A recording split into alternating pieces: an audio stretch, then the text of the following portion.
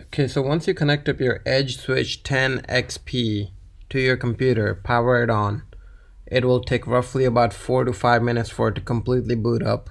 You will see the indicator light right next to the logo U in front of the switch.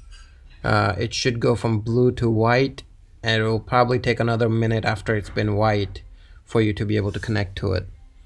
So once you're connected, set up a static IP on your computer. Something along this line, 192.168.1. Any number between 1 and 255, except for number 20, because 1.20 is your IP address for the switch by default IP, which we're going to change. Mine has already been changed to 1.250.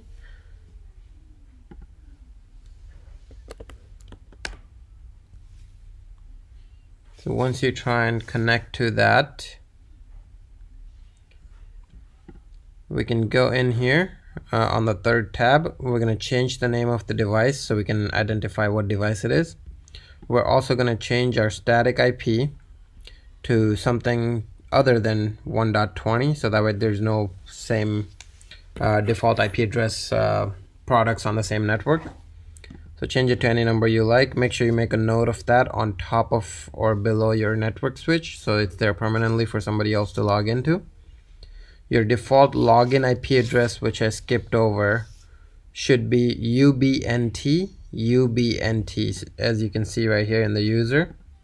That just lowercase UBNT, Ubuntu. And you can change your password from right here, or it will force you to change your password as soon as you log in for the first time. You can make that password to be anything you want. I suggest making it screens or screenworks for your purposes, or your company name. Then the next thing we're going to do is create some VLANs. So as you can see right now, we only have one VLAN.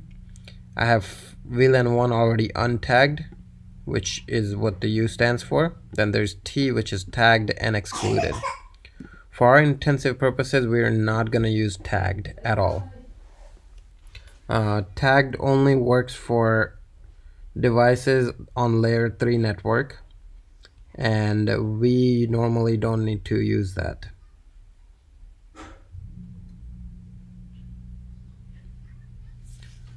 So you'll see the tagged we're going to only use on a fiber port, which connects from one Ubiquiti device to another Ubiquiti device, which would be on layer 3.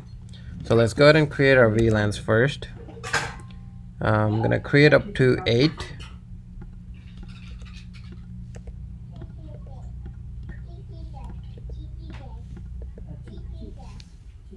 Okay, so now the 8 VLANs are created.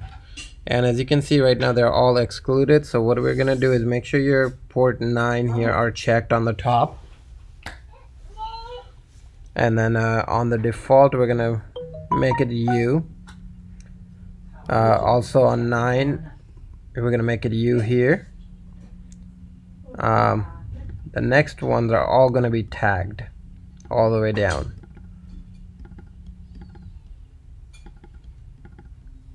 And all that does is it attaches all of these VLANs to go out of the fiber ports.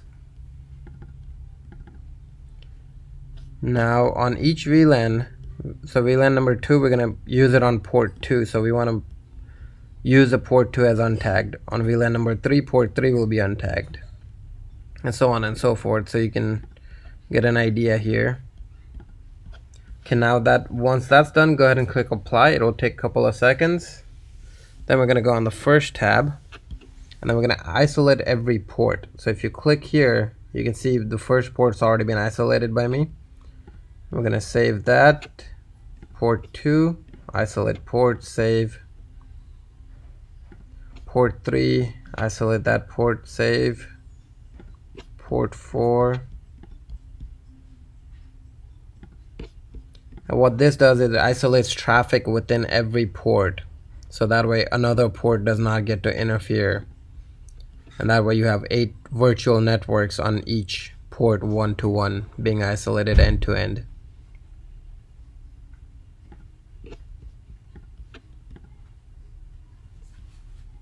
And this one's we're gonna also isolate.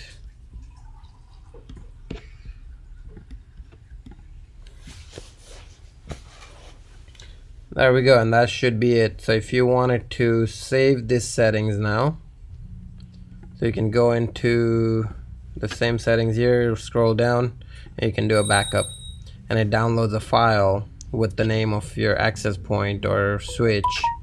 And then on the next switch, once you connect to it, just click restore, browse for that file that we just downloaded, and click open, and it will automatically do the same thing. Once you log in, change the IP address on your second device, change the name on a second device to identify the device itself, and make a note, and that should be it.